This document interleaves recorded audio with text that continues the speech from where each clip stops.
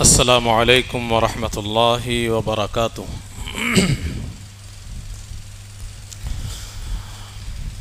ان الحمد للہ نحمده ونستعینه ونستغفره ونعوذ باللہ من شرور انفسنا ومن سیئات اعمالنا من يهده الله فلا مضل له ومن يضلل فلا هادي له وأشهد أن لا إله إلا الله وحده لا شريك له وأشهد أن محمدًا عبده ورسوله يا أيها الذين آمنوا اتقوا الله حق تقاته ولا تموتن إلا وأنتم مسلمون يا أيها الناس اتقوا ربكم الذي خلقكم من نفس واحدة وخلق منها زوجها وبث منهما رجالا كثيرا ونساء واتقوا الله الذي تساءلون به والأرحام إن الله كان عليكم رقيبا يا أيها الذين آمنوا اتقوا الله وقولوا قولا سديدا يصلح لكم أعمالكم ويغفر لكم ذنوبكم ومن يطع الله ورسوله فقد فاز فوزا عظيما أما بعد فأعوذ بالله من الشيطان الرجيم بسم الله الرحمن الرحيم ولا تكونوا كالذين تفرقوا واختلفوا من بعد ما جاءهم البينات وَأُولَئِكَ لَهُمْ عَذَابٌ عَظِيمٌ۔ ذی وقار صدر اجلاس، اسٹیج پر تشریف فرما علماء کرام، بزرگوں، نوجوان دوستوں اور پیارے بچوں، ہر قسم کی حمد و ثنا، تعریف و توصیف، بزرگی و بڑائی اور عبادت و بندگی لائق اور مناسب ہے اللہ رب العالمین کے لیے، جو خالق کائنات ہے، مالک ارض و سما ہے اور رب العالمین ہے۔ اور درود و سلام نازل ہو پیارے رسول جناب محمد صلی اللہ علیہ وسلم پر، جن کی بے پناہ محنتوں اور کوششوں کی بدولت پوری دنیا میں اسلام پھیل سکا، اور آج ہم اسی اسلام کے رشتے سے جڑ کر یہاں اکٹھا ہوئے ہیں۔ اجتماعیت اور اسلام، اس موضوع پہ آپ کے سامنے گفتگو کرنی ہے۔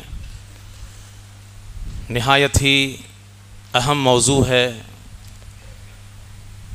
سلگتا ہوا موضوع، ہماری اور آپ کی ضرورت والا موضوع، لیکن وقت کی قلت کی وجہ سے تفصیل کے ساتھ آپ کے سامنے گفتگو نہیں ہو پائے گی۔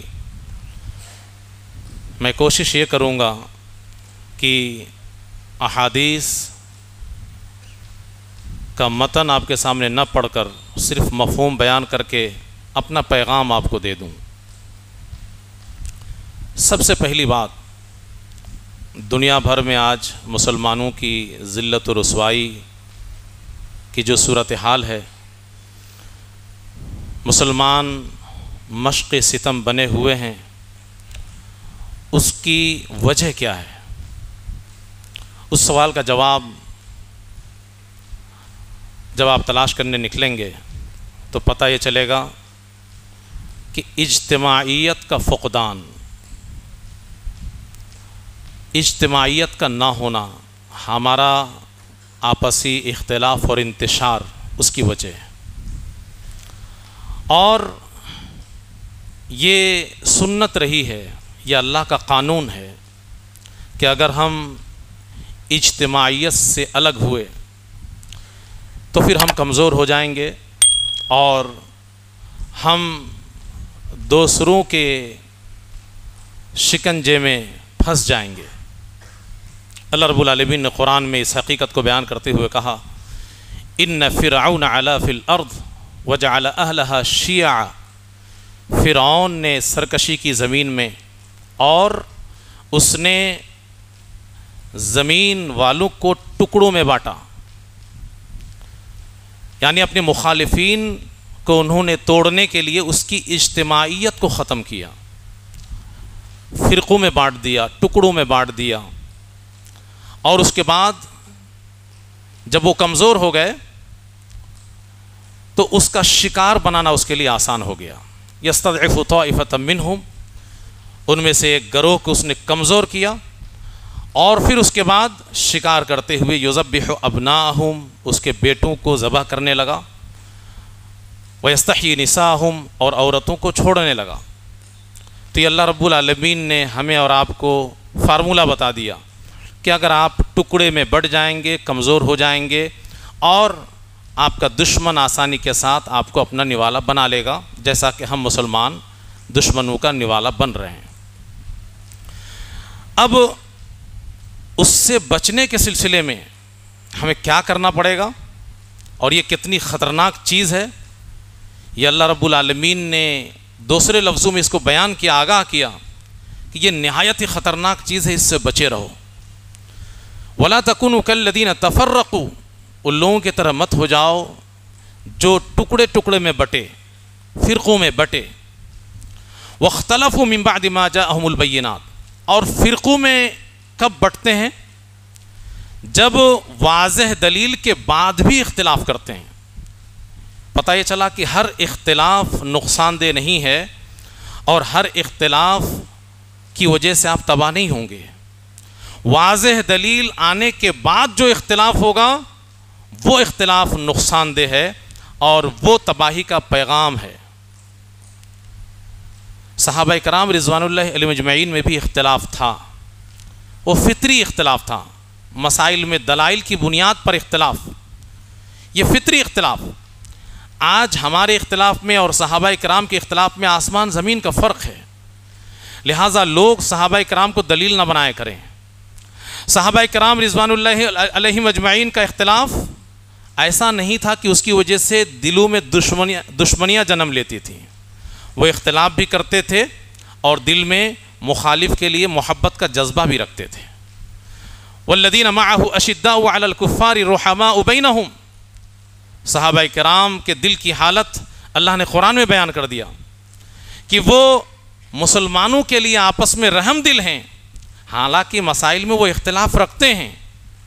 صحابہ کرام کا اختلاف فطری اختلاف تھا، وہ تلاش حق کے لیے اختلاف کرتے تھے کہ حق مل جائے، اور اسی وجہ سے قرآن کی کوئی آیت مل جائے، نبی کی کوئی حدیث مل جائے، ان کا اختلاف ختم ہو جایا کرتا تھا۔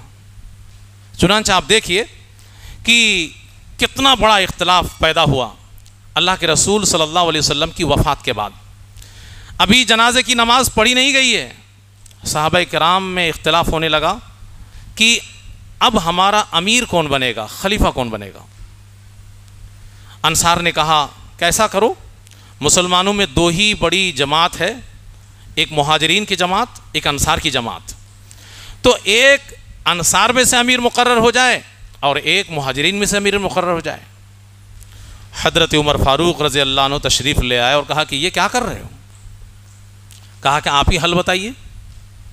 کہا کہ حل یہ ہے کہ تم لوگوں کو معلوم ہے اچھی طرح کہ اللہ کے رسول صلی اللہ علیہ وسلم نے اپنی زندگی میں مرض الموت میں نماز کے لیے اپنی جگہ کس کو بڑھایا؟ حضرت ابوبکر صدیق رضی اللہ عنہ کو حکم دیا کہ لوگوں کو نماز پڑھائیں۔ تم میں سے کس کو اچھا لگے گا کہ ابو بکر کو چھوڑ کر کے آگے بڑھ جائے؟ سب نے قبول کر لیا، سب نے کہا کہ ہو ہی نہیں سکتا کہ ہم میں سے کوئی ابو بکر سے بھی آگے جانے کی کوشش کرے۔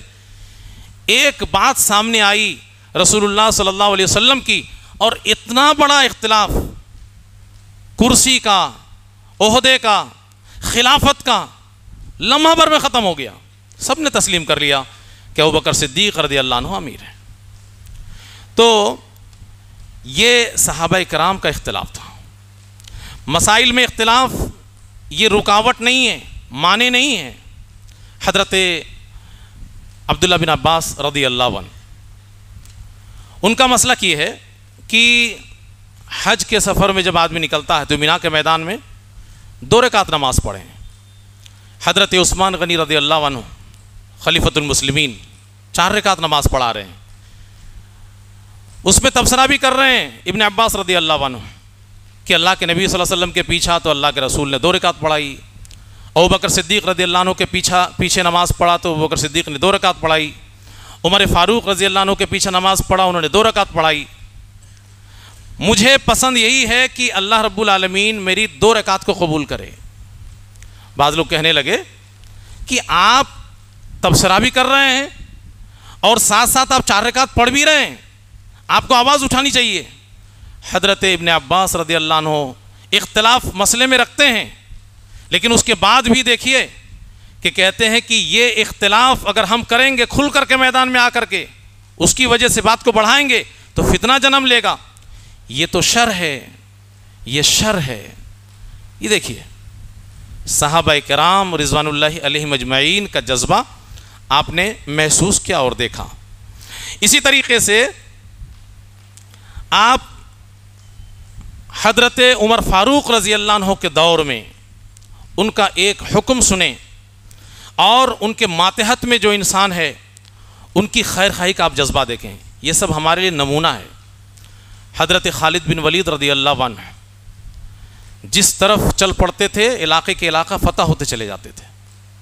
حضرت عمر فاروق رضی اللہ عنہ نے حکم نامہ جاری کیا، حکم دیا اور کہا کہ آپ اپنے آپ کو معزول کیجئے اور آپ کی جگہ میں ابو عبیدہ کو امیر مقرر کر دیجئے. کوئی کمی نہیں تھی، کوئی پریشانی نہیں تھی، فتح پہ فتح حاصل کر رہے تھے. اگر وہ چاہتے تو بہت بڑا اختلاف برپا کر سکتے تھے کہ بھائی میرے اندر کیا کمی ہے، یہ تو میرے ساتھ ظلم ہو رہا ہے، میرے ساتھ ناانصافی ہو رہی ہے. بلکہ دل میں جو تکلیف تھی انہوں نے خطبہ دے کے بیان بھی کیا اور کہا کہ جب اصل وقت تھا تب تو ہم نے میدان میں ڈٹ کر کے مقابلہ کر کے سب کو آسان کر لیا ہے، اب تو سب شہد اور گھی کی طرح ہے، یعنی بنا بنایا سب کچھ ہے. تو حضرت عمر فاروق رضی اللہ عنہ کا فرمان آیا ہے، اس لیے اب میں معزول ہوتا ہوں اور ابو عبیدہ بن جراح کو اپنی جگہ مقرر کرتا ہوں. ایک صاحب کھڑے ہو کر کے کہنے لگے کہ صبر کیجئے، فتنے ظاہر ہو گئے. حضرت خالد بن ولید رضی اللہ عنہ کے اقوال کا قول آپ دیکھیں اور غور کریں. کہتے ہیں واللہ، اللہ کی قسم، ابن الخطاب حی فلا، حضرت عمر فاروق رضی اللہ عنہ زندہ ہیں اور فتنے جنم لے لے، ایسا نہیں ہو سکتا. یعنی میں نے اپنے دل کا دکھ درد بیان کیا، اس کا مطلب یہ نہیں کہ میں کسی بھی طریقے سے کسی فتنے کا جنم دینے والا بن جاؤں، ہرگز نہیں. یہ اجتماعیت کے خلاف ہے اور اجتماعیت کا تقاضا ہے کہ خلیفۃ المسلمین نے جو حکم جاری کیا ہے اس کو عمل میں لایا جائے. اسی طریقے سے اختلاف کے سلسلے میں آپ محسوس کریں، اختلاف کے سلسلے میں آپ محسوس کریں کہ ماتحت لوگوں کی کتنی بڑی ذمہ داری ہوتی ہے. حضرت علی رضی اللہ عنہ ایک شخص نے سوال کر دیا اور کہا کہ حضرت ابوبکر صدیق رضی اللہ عنہ کا زمانہ بڑا اچھا تھا، اس میں مسائل نہیں تھے. حضرت عمر فاروق رضی اللہ عنہ کا زمانہ بڑا اچھا تھا، اس میں مسائل نہیں تھے، لیکن آپ کے دور میں اس طریقے کا معاملہ نہیں ہے.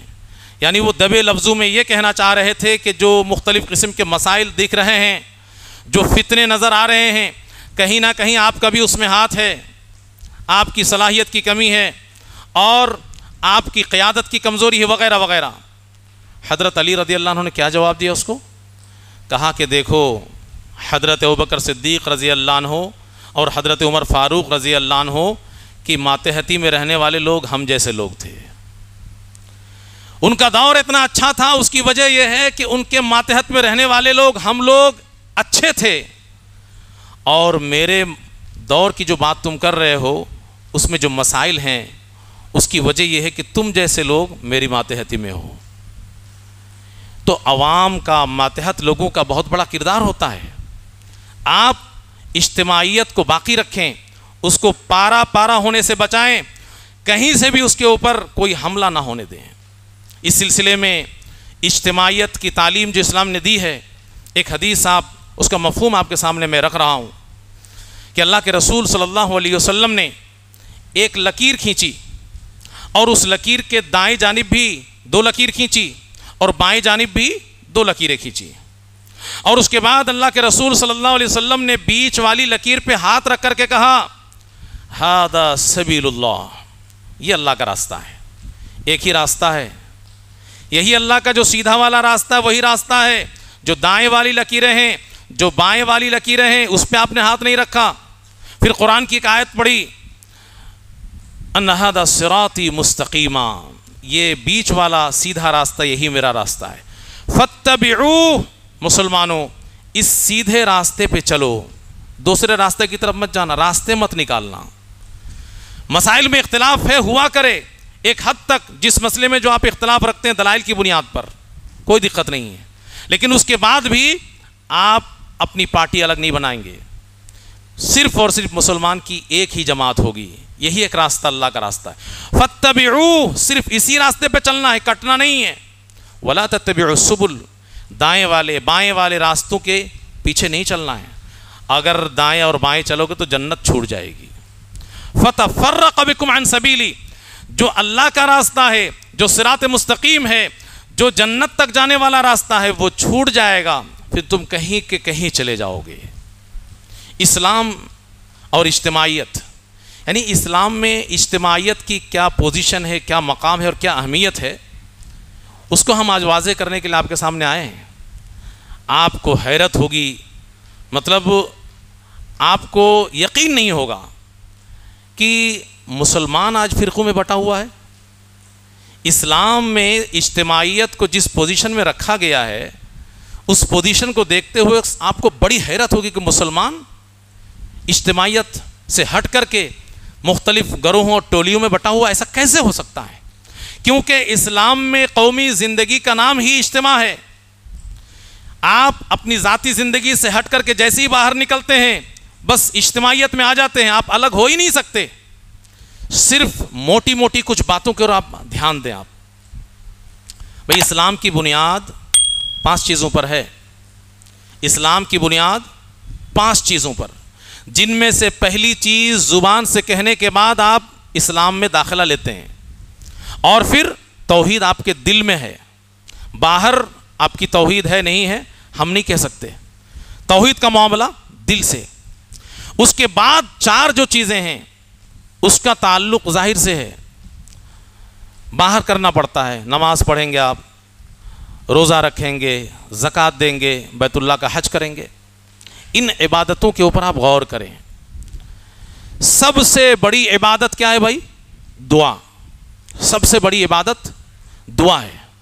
دعا کو عبادت کا مغز کہا گیا ہے، بلکہ بعض احادیث میں کہا گیا کہ دعا ہی عبادت ہے، اصل میں دعا ہی عبادت ہے، کوئی بھی عبادت ایسی نہیں ہے کہ جو دعا سے خالی ہو۔ تو دعا سب سے بڑی عبادت ہے، اور سب سے بڑی دعا کیا ہے؟ دعا سب سے بڑی عبادت، اور سب سے بڑی دعا کیا ہے؟ ہدایت کی دعا۔ اللہ رب العالمین نے ہر نماز میں ہمیں ہدایت کی دعا کرنے کے لیے کہا۔ آپ سوچئے کہ سب سے بڑی عبادت اور سب سے بڑی دعا جب ہم اپنی نماز میں اکیلے ہوتے ہیں تب بھی کس طریقے سے اس کو کرتے ہیں؟ اہدنا الصراط المستقیم، اے اللہ ہمیں سیدھے راستے پہ چلا، سیدھے راستے کی رہنمائی کر دے۔ اس میں اہدنا ہم کا لفظ استعمال کرتے ہیں۔ اکیلے آپ نماز پڑھ رہے ہیں، اکیلے بھی آپ اہدنی نہیں کہہ سکتے کہ اہدنی الصراط المستقیم، اے اللہ صرف مجھے، چونکہ میں اکیلا نماز پڑھ رہا ہوں، جماعت سے تو پڑھ نہیں رہا ہوں، سب لوگ تو میرے ساتھ ہیں نہیں۔ آپ اکیلے بھی نماز پڑھیں گے اور سورہ فاتحہ کی تلاوت کریں گے، اور سب سے بڑی عبادت دعا کریں گے، اور سب سے بڑی دعا ہدایت کی دعا کریں گے، اس میں بھی اکیلے اپنے لیے نہیں کر سکتے آپ۔ یہ اسلام کا مزاج ہے کہ ہم سب کو سیدھا راستہ بتا دے اللہ۔ اور جب عبادت کو آپ آگے بڑھائیں گے تو نماز کو اللہ رب العالمین نے ہمارے اوپر فرض کیا، 5 وقت کی نمازیں با جماعت فرض کیا ہے، جماعت کے ساتھ، اور اس جماعت کی فضیلت بھی بتائی ہے، جو اجتماعیت کا حسین منظر ہے کہ باجماعت نماز یہ اکیلے نماز پڑھنے سے 27 درجہ زیادہ فضیلت رکھتی ہے۔ جماعت کی نماز یہ اکیلے کی نماز سے 70 گنا زیادہ فضیلت رکھتی ہے۔ اور اتنا ہی نہیں، علماء کرام بیٹھے ہیں، اجتماعیت کو اسلام نے وہ مقام دیا ہے کہ اگر نماز انسان جماعت چھوڑ کر کے گھر میں بیٹھا رہے، اس کے سلسلے میں جناب محمد صلی اللہ علیہ وسلم نے کیا فرمایا معلوم ہے؟ آپ نے کہا کہ میرے دل میں ارادہ ہوا کہ میں کسی کو امام مقرر کر دوں اور جاؤں لوگوں کو لے کر کے، جو لوگ گھروں میں بیٹھے ہوئے ہیں اور جماعت میں شامل نہیں ہوئے ہیں، لکڑیاں جلا کر کے ان کے گھروں میں آگ لگا دوں۔ اللہ اکبر! آپ سوچ سکتے ہیں نبی رحمت آگ سے گھروں کو جلا دینے کی بات کر رہے ہیں، جس گھر میں عورتیں اور بچے بھی ہوں گے جن کے لیے جماعت فرض نہیں ہے۔ اتنی سخت بات آپ نے کہی ہے صرف اجتماعیت کی خاطر۔ اسلام کا مزاج اجتماعیت۔ ہفتے میں ایک دن اللہ رب العالمین نے ہمیں زیادہ بڑے پیمانے پر اکٹھا ہونے کے لیے کہا ہے، جمعہ کا دن۔ قرآن میں اللہ رب العالمین نے اس دن خاص طور پہ جمعہ کے وقت میں خرید و فروخت کو بھی حرام قرار دے دیا۔ اذا نودی للصلاة من یوم الجمعہ فسعوا الی ذکر اللہ وذروا البیع۔ جمعہ کے دن آواز مل جائے اذان کی، بس اللہ کے ذکر کی طرف دوڑ پڑو اور اپنے کاروبار، کام دھام، مصروفیات، مشغولیات سب کو چھوڑ دو، اور اس جمعہ میں سب لوگ آ جائیں۔ اس کے لیے اسلام نے بڑی فضیلت بیان کی اس جمعہ کی، اور کہا کہ جو شخص سب سے پہلے آئے گا غسل جنابت کر کے، اس کو ایک اونٹ قربان کرنے کا ثواب ملے گا۔ جو دوسرے نمبر پہ آئے گا اس کو ایک گائے قربان کرنے کا ثواب ملے گا۔ تیسرے نمبر پہ آئے گا اس کو سینگ والا ایک مینڈھا قربان کرنے کا ثواب ملے گا۔ چوتھے نمبر پہ آئے گا اس کو ایک مرغی قربان کرنے کا ثواب ملے گا، اور پانچویں نمبر پہ جو آئے گا اس کو ایک انڈا قربان کرنے کا ثواب ملے گا۔ یہ جو آفر ہے اللہ کی طرف سے، اس لیے کہ اجتماعیت کا حسین منظر دنیا کے سامنے آ جائے۔ ہفتے میں ایک دن بڑے پیمانے پہ سب لوگ اکٹھا ہوں جامع مسجد کے اندر اور مل کر کے نماز کا اہتمام کریں۔ اسی طریقے سے آپ قدم آگے بڑھائیں گے تو اللہ رب العالمین نے پورے سال میں 2 عیدیں مقرر کی، اور آپ کو اجتماعیت کی یہ مثال دیکھ کر کے حیرت ہوگی کہ اللہ رب العالمین نے عید کی شکل میں مسلمانوں کی اجتماعیت کو کس مقام پہ رکھا ہے۔ حضرت ام عطیہ رضی اللہ عنہا کہتی ہیں کہ ہمیں حکم دیا جاتا تھا کہ ہم عورتیں بھی عید کے دن عیدگاہ جائیں، گھروں سے نکلیں، اور صرف عورتیں نہیں بلکہ کنواری لڑکیاں جو پردے میں رہنا زیادہ پسند کرتی ہیں، جو بڑی شرمیلی ہوتی ہیں، جن کو گھر سے نکلنے میں دشواری محسوس ہوتی ہے، ان کو بھی ہم گھروں سے نکال کر کے لے جائیں۔ یہاں تک کہ وہ عورتیں جو پاک حالت میں نہیں ہیں، جن کو خاص دن کا سامنا کرنا پڑ رہا ہے، حیض کے ایام میں جو عورتیں ہیں، ان کو بھی عیدگاہ لے کر کے جائیں۔ وہ جا کر کے کیا کریں گی؟ حیض کی عورتیں عیدگاہ جا کر کے کیا کریں گی؟ نماز پڑھیں گی؟ نہیں۔ فَيَكُنَّ خَلْفَ النَّاسِ، وہ لوگوں کے پیچھے کھڑی رہیں گی، نماز نہیں پڑھیں گی۔ وہ کم از کم اس دن کی برکت کی امید تو کریں گی، اس کی پاکی کی امید تو کریں گی، اور وہ دعاؤں میں شامل تو ہوں گی، نماز نہیں پڑھیں گی۔ بتائیے اسلام میں اجتماعیت کا کیا مقام اور مرتبہ ہے۔ اسی طریقے سے ہم بات آگے بڑھا رہے ہیں کہ زکوٰۃ کا مسئلہ ہے۔ دوسری اہم چیز اسلام کی 5 بنیادوں میں سے کلمہ لا الہ الا اللہ کے اقرار کے بعد پہلی چیز نماز، اب دوسری چیز زکوٰۃ۔ زکوٰۃ کے سلسلے میں اسلام نے اجتماعیت کو کس طریقے سے پیش کیا ہے؟ حضرت معاذ رضی اللہ عنہ کو جب یمن بھیجا اللہ کے نبی صلی اللہ علیہ وسلم نے، تو اس موقع پر یمن سے اللہ کے نبی صلی اللہ علیہ وسلم نے کہا کہ اے معاذ، تم اہل کتاب قوم کے پاس جا رہے ہو، سب سے پہلے انہیں توحید کی دعوت دینا۔ جب وہ توحید کا اقرار کر لیں اور تمہاری بات مان لیں اس سلسلے میں، تو انہیں بتانا کہ اللہ رب العالمین نے دن رات میں ان کے اوپر 5 وقت کی نمازیں فرض کیا ہے. اور جب یہ بات بھی وہ مان لیں تو ان سے کہنا کہ اللہ رب العالمین نے ان کے مال میں زکوٰۃ فرض کیا ہے. تُؤْخَذُ مِنْ أَغْنِيَائِهِمْ وَتُرَدُّ عَلَىٰ فُقَرَائِهِمْ. جتنے بھی مالدار ہوں گے معاشرے میں ان سب سے لیا جائے گا, زکوٰۃ ان سب سے وصول کی جائے گی. اور جتنے بھی معاشرے میں غریب لوگ ہوں گے ان سب کو ان کا پیسہ بانٹ دیا جائے گا. پورے معاشرے کو اسلام نے زکوٰۃ کی شکل میں جوڑ دیا ہے. مالداروں سے لیجئے, غریبوں اور فقیروں اور مسکینوں کو دیجئے, پورا معاشرہ اجتماعیت کے دائرے میں آ گیا. یہ زکوٰۃ کے اندر آپ اجتماعیت کا حسین منظر دیکھ رہے ہیں. اور اسی طریقے سے روزہ کی آپ بات کریں, روزہ الگ الگ مہینے میں روزہ فرض ہے نہیں, صرف ایک مہینے میں, صرف ایک مہینے میں, رمضان المبارک کے مہینے میں. اور وہ بھی صوموا لرؤیتی وافطروا لرؤیتی, چاند دیکھ لو سب لوگ مل کر کے روزہ رکھو, چاند دیکھ لو سب لوگ مل کر کے روزہ چھوڑ دو. اور اگر بادل چھا جائے, چاند نظر نہ آئے تو 30 کی عدد کو پورا کرو. ایک مہینے میں سب کو روزہ رکھنا ایک ساتھ, یہ اجتماعیت کی مثال ہے. اسی طریقے سے آپ حج کی بات کریں گے. حج تو خاص دن کے اندر ہی اللہ رب العالمین نے فرض کیا ہے, اور اس کے بعد بھی ان خاص دنوں میں سے جو خاص دن ہے کچھ, اس خاص دنوں میں سے ایک دن اللہ رب العالمین نے ایسا مقرر کیا ہے کہ اس میں آگے پیچھے کچھ نہیں کر سکتے ہیں. بھائی حاجی لوگ آگے پیچھے سب جاتے ہیں, دیگر چیزیں آگے پیچھے کر لے رہے ہیں, لیکن ایک کام ایسا اللہ رب العالمین نے حج میں رکھا ہے کہ پوری دنیا سے تشریف لائے ہوئے حجاج کرام ایک ساتھ وہ کام کریں گے, اور وہ ہے وقوف عرفہ, عرفہ کے میدان میں ٹھہرنا. اور اگر کوئی حاجی سارا کام کر لے لیکن یہی والا ایک کام چھوڑ دے, اس کا حج ہوگا نہیں, حج ہی نہیں ہوگا. اللہ کے رسول صلی اللہ علیہ وسلم نے کہا الحج عرفہ, حج اصل میں نام ہے عرفہ کے وقوف کا. اس لیے عرفہ میں ایک ہی دن میں خاص وقت میں سارے لوگوں کا, سارے حاجیوں کا اکٹھا ہونا اسلام نے ضروری قرار دیا ہے. کتنا اجتماعیت کا حسین منظر ہے. پوری دنیا سے تشریف لائے ہوئے حجاج کرام 25 لاکھ 30 لاکھ 40 لاکھ سب ایک ساتھ میدان عرفات میں.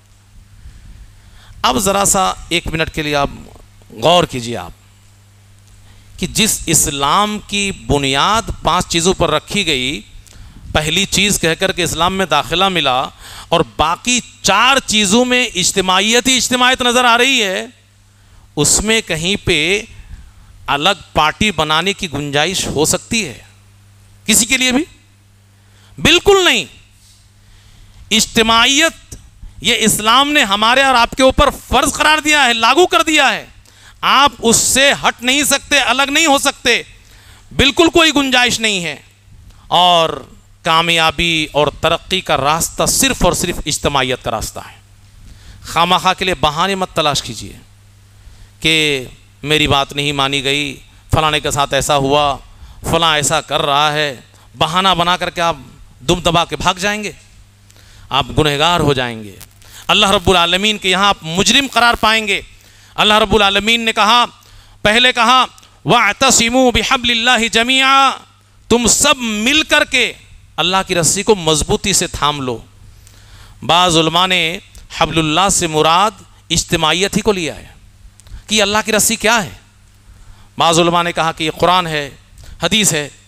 اور اسی طریقے سے بعض تفسیر میں یہ بات بتائی گئی کہ اجتماعیت, سارے مسلمانوں کا اکٹھا رہنا, یہ اللہ کی رسی ہے اور اس کو مضبوطی کے ساتھ تھامنا ہے. اور پہلے یہ کہا گیا کہ ساتھ مل کر کے مضبوطی سے رسی کو پکڑ لو, بعد میں کہا گیا کہ فرقہ بندی نہ کرو. یعنی اگر آپ رسی مضبوطی سے پکڑیں گے تو فرقہ بندی کبھی ہو ہی نہیں پائے گی. جو لوگ بھی فرقوں کے شکار ہوں گے, میں خاص طور پر جماعت اہل حدیث کے لوگوں کو بول رہا ہوں, اسلام کی اصل سچی اور صحیح تعبیر آپ کے پاس ہے. یہ سارے احکامات اور ساری باتیں خاص طور پر آپ کے لیے ہیں. کوئی بھی ہمارا بھائی کسی بھی چیز کو بہانہ بنا کر کے اگر الگ ٹولی بناتا ہے تو یاد رکھے کہ وہ اللہ کی رسی کو مضبوطی سے نہیں پکڑ رہا ہے، وہ سب سے پہلے اپنے آپ کو مجرم قرار دے کہ میں نے اللہ کی رسی کو مل کر کے مضبوطی سے نہیں پکڑا، اسی لیے میں نے الگ ٹولی بنائی ہے۔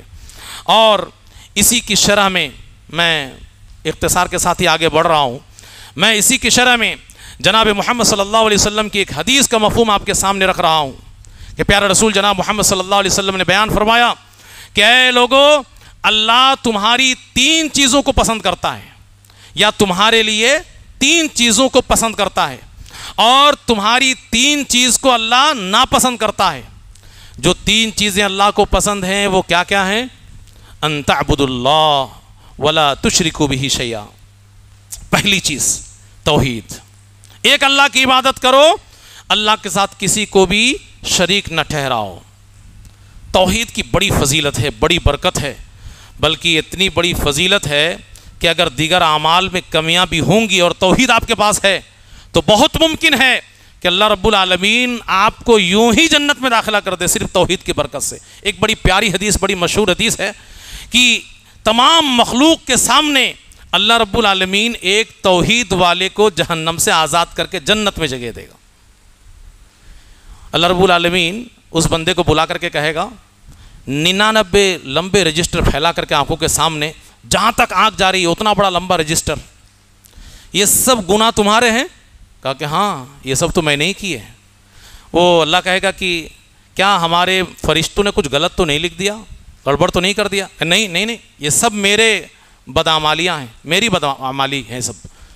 پھر اللہ کہے گا کہ تمہارے پاس کوئی عذر ہے؟ اتنے سارے گناہ ہیں، کوئی عذر ہو تو پیش کرو۔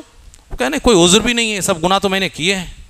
اللہ کہے گا کہ تم بھول رہے ہو، تمہارے پاس ایک عذر ہے۔ ایک کارڈ اللہ رب العالمین نکالے گا، بطاقہ، اس کارڈ میں لا الہ الا اللہ محمد رسول اللہ توحید لکھی ہوگی۔ تو اس کے بعد اللہ کہے گا کیسا کرو، تمہارے اعمال کو تولتے ہیں، آج کسی کے اوپر ظلم نہیں ہوگا۔ تو وہ بندہ کہے گا اے اللہ، میرے اعمال ایک طرف گناہوں کے اتنے لمبے، اتنی بڑی فہرست، اتنی لمبی رجسٹر، اور ایک کارڈ، تولنے سے کیا ہوگا؟ کہ نہیں، تولا جائے گا۔ ایک پلڑے میں وہ کارڈ رکھا جائے گا اور دوسرے پلڑے میں اس بندے کے سارے گناہوں والے رجسٹر۔ اللہ رب العالمین کی رحمت اس بندے کے اوپر ہوگی، توحید والا کارڈ بھاری پڑ جائے گا۔ اللہ کے نام کے ساتھ کوئی چیز بھاری نہیں ہو سکتی اس کے مقابلے میں، اور اللہ رب العالمین اسے آزاد کرے گا۔ توحید کی برکت۔ تو پہلی چیز جو اللہ پسند کرتا ہے وہ توحید ہے، ان تعبدوا اللہ ولا تشرکوا بہ شیئا۔ اور دوسری چیز ان تعتصموا بحبل اللہ جمیعا، تم سب مل کر کے اللہ کی رسی کو مضبوطی سے پکڑ لو۔ یہ اللہ پسند کرتا ہے توحید کے بعد۔ پہلی چیز توحید، اور دوسری چیز اجتماعیت، اور تیسری چیز بات وہی ہے لیکن پھر اس کی اہمیت کی خاطر بولا جا رہا ہے ولا تفرقوا۔ تیسری چیز یہ ہے کہ ٹولی میں مت بٹو۔ جب رسی کو مضبوطی سے پکڑ لیا تو ٹولی میں کہاں جائے گا انسان، لیکن اس کی اہمیت کی خاطر تیسرے نمبر پہ پھر بات وہی کہی جا رہی ہے کہ اللہ کی رسی کو مضبوطی سے پکڑو اور ٹولیوں میں مت بٹو۔ یہ 3 چیزیں اللہ کو پسند ہیں۔ تو اللہ کے بندو، یہ 3 چیز کرو گے کہ نہیں کرو گے؟ اللہ کو پسند ہے۔ اب ٹولی میں بٹنے کا خیال اگر دل میں تھا بھی تو نکال کے پھینک دو۔ اللہ کو پسند نہیں ہے کہ ٹولی میں بٹو، اللہ کو اجتماعیت پسند ہے۔ اور جو چیزیں اللہ کو ناپسند ہیں میں اس کو چھوڑتا ہوں، آگے بڑھتا ہوں۔ اکیلا جو لوگ کچھ کرنا چاہتے ہیں ہٹ کر کے یا پارٹی بنا لیتے ہیں، ان کے لیے ایک تنبیہ ہے۔ وہ تنبیہ کیا ہے کہ ایسے شخص کے اوپر شیطان غلبہ حاصل کر لیتا ہے۔ ایسے شخص کے اوپر شیطان غلبہ حاصل کر لیتا ہے اور وہ شیطان کے چنگل میں ہوتا ہے۔ پیارے نبی جناب محمد صلی اللہ علیہ وسلم نے اس سلسلے میں کہا کہ لہٰذا فعلیکم بالجماع، جماعت کو لازم پکڑو، اجتماعیت کو لازم پکڑو، الگ ہونے کی کوشش مت کرو، اس لیے کہ الگ رہو گے تو شیطان تمہیں اچک لے گا۔ جس طریقے سے بھیڑیا الگ رہنے والے بکرے کو یا مینڈھے یا جو بھی جانور ہوتے اس کو کھا لیتا ہے، اسی لیے اجتماعیت کے ساتھ زندگی گزارنے کی کوشش کرو۔ اثنین ابعد، جب 1 سے 2 ہو جائے، آدمی اکٹھا ہو جائے کسی معاملے میں تو شیطان تھوڑا دور بھاگ جاتا ہے، شیطان ساتھی نہیں بن پاتا۔ اب جب اکیلا رہتا ہے تو شیطان ساتھ میں ہے، دو آدمی آپ جڑ گئے، شیطان تھوڑا دور چلا گیا، جتنی تعداد بڑھتی جائے گی شیطان اتنا دور ہوتا چلا جائے گا۔ اس لیے آپ اجتماعیت سے ہٹ کر کے زندگی گزارنے کو بالکل بھول جاؤ اور اس میں لگام لگا دو۔ یہودیوں سے سبق سیکھیے، یہودیوں کی تاریخ اٹھا کر کے دیکھیے۔ ایک وقت ایسا آیا دنیا میں کہ یہودی چن چن کر مارے جانے لگے، یہودیوں کو مختلف جگہوں میں ان کے لیے نو انٹری کے بورڈ لگائے گئے۔ دنیا میں ذلیل و رسوا یہ قوم اور بڑی جاہل قوم، ان کے بارے میں آپ قرآن اٹھا کر کے دیکھیں کہ یہ اتنے آپس میں ایک دوسرے سے مختلف تھے اور اختلاف رکھتے تھے کہ ایک ہی باپ کی اولاد جو 12 قبیلوں میں بٹے ہوئے آپس میں ایک چشمے سے پانی پینا تک گوارا نہیں کر رہے تھے۔ فانفجرت منہ اثنتا عشرۃ عینا، ارے بھائی ایک چشمہ ہی کافی تھا سب کے پانی پینے کے لیے، 12 چشمے کیوں پھوٹ رہے تھے؟ یہ قوم اس قدر اختلاف رکھتی تھی آپس میں اور بغض و عناد کے شکار تھی کہ ایک ہی باپ کی اولاد اور اسی کے بٹے ہوئے قبیلے دوسرے کے پانی میں ساتھ رہنا پسند نہیں کرتے تھے، اس لیے اللہ کی جانب سے ان کے لیے الگ الگ چشمے جاری ہوتے تھے۔ نہایت جاہل قوم، لیکن جب یہ قوم ماری پیٹی گئی، دھتکاری گئی اور دنیا میں ان کو کوئی جگہ نہیں مل رہی تھی، اس نے یہی 2 سبق یاد کر لیا جو اللہ نے مسلمانوں کو کہا تھا کہ ایک تو علم میں آگے بڑھنا ہے، یہود کا ایک ایک بچہ علم میں انتہا کو پہنچے گا اور پوری یہودی قوم کو ان لوگوں نے متحد کیا۔ آج اگر پوری دنیا میں ایک یہودی کے پیر میں کانٹا چبھتا ہے اور اس کی تکلیف یروشلم میں محسوس کی جاتی ہے اور اس کے بچاؤ کے لیے اسرائیل پوری طرح تیار ہو جاتا ہے۔ آج دیکھیے علم میں کس مقام پہ یہودی فائز ہیں، بڑے بڑے سائنٹسٹ آج کے دور کے سب یہودی ہیں۔ چھوٹی سی قوم لیکن پوری دنیا کو نچا رہی ہے یہ قوم۔ تو یہ ایک زندہ مثال ہے کہ اگر متحد رہیں گے تو آپ کیا کر سکتے ہیں، اور منتشر ہو کر کے کس بستی میں آپ جا گریں گے، اس کی مثال مسلمان ہیں۔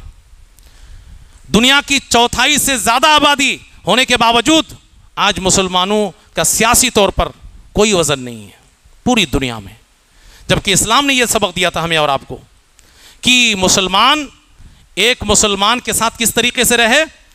کہتے ہیں کہ وہ آپس میں ایک دوسرے سے محبت کرے، ایک دوسرے سے نرمی کے ساتھ پیش آئے، ایک دوسرے کے ساتھ تعاون کرے، بالکل اسی طریقے سے جس طریقے سے ایک جسم ہے کہ جسم میں اگر کسی بھی حصے کو تکلیف ہوتی ہے تو پورا جسم اس کا ساتھ دیتا ہے۔ نیند نہیں آ رہی ہے، پورا جسم جاگ رہا ہے۔ ایسا تو نہیں ہوتا ہے کہ آنکھ جاگ رہی ہے اور ہاتھ پیر سو رہے ہیں آپ کے، سب کو جاگنا پڑ رہا ہے۔ بخار ہے تو ایسا نہیں کہ صرف سر گرم ہے، پورا بدن گرم ہے۔ تو جس طریقے سے جسم کسی ایک حصے کے تکلیف میں اس کے ساتھ سارا جسم ہو جاتا ہے، یہ مسلمانوں کی مثال تھی عمارت کی طرح کہ ایک حصہ دوسرے حصے کو مضبوط کرے۔ تو یہ سب چیزیں تو ہم مسلمانوں کے لیے تھی۔ اللہ رب العالمین سے دعا کریں کہ اللہ رب العالمین ہم سب کو بھولا ہوا سبق یاد کرنے کی توفیق عطا فرمائے، ہمارے ذہن و دماغ سے انفرادی پہچان بنانے کی سوچ کا خاتمہ کر دے، اجتماعیت کی زندگی کو لازم پکڑنے اور مضبوطی کے ساتھ جماعت کے ساتھ چلنے کے اللہ رب العالمین ہم سب کو توفیق عنایت فرمائے۔ ہمیں آپس میں ایک دوسرے سے محبت کرنے، ایک دوسرے کا خیال رکھنے، ایک دوسرے کے اوپر ظلم کرنے سے بچائے اور ایک دوسرے کا خیال رکھنے والا بنا دے۔ اللہ رب العالمین ہمارے اس اکٹھا ہونے کو قبول فرما لے۔ وآخر دعوانا ان الحمد للہ رب العالمین، والسلام علیکم ورحمۃ اللہ وبرکاتہ۔